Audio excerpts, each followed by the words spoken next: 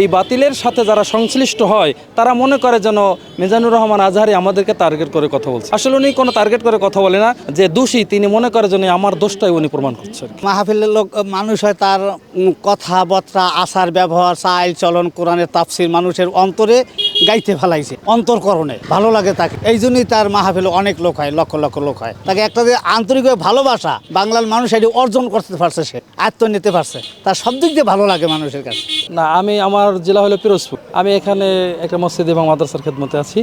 তা আমার হোম পিরোজপুর। এটি বিশেষ কোরআনের আকর্ষণ। উনি কোরআনুল কারিমকে যেভাবে সাবলীলভাবে মানুষের মাঝে উপস্থাপন করে, কোরআনটা হলো একটা মরারের জীবন ব্যবস্থা।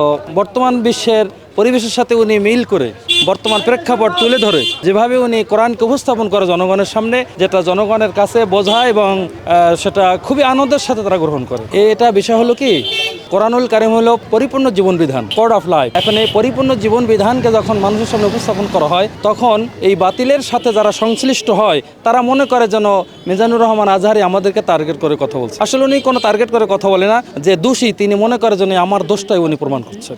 সাভারের দিনী বিষয়ের উপর আলোচনা করছে, কিছু মেসেজ দিয়েছে ইয়ং যুবকদের, তারপরে এমনি বিভিন্ন বিষয়ের উপরে আলোচনা করছে। এটা আসলে ব্যক্তি হিসাবেও আসছে, আবার তার ওয়াজও তো ভালো, আন্তর্জাতিক বক্তা, এই কারণে হয়তো আসছে।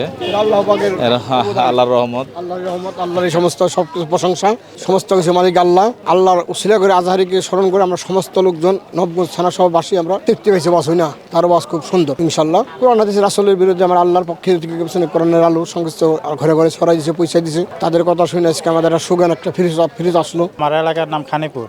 মহিলা এবং পুরুষ মিলে তা হইব 1 লক্ষ তো ছাড়াই যাইবই। মিজানুর রহমান আজহারি, ডক্টর মিজানুর রহমান আজহারির ওয়াজটা খুব ভালো লাগছে।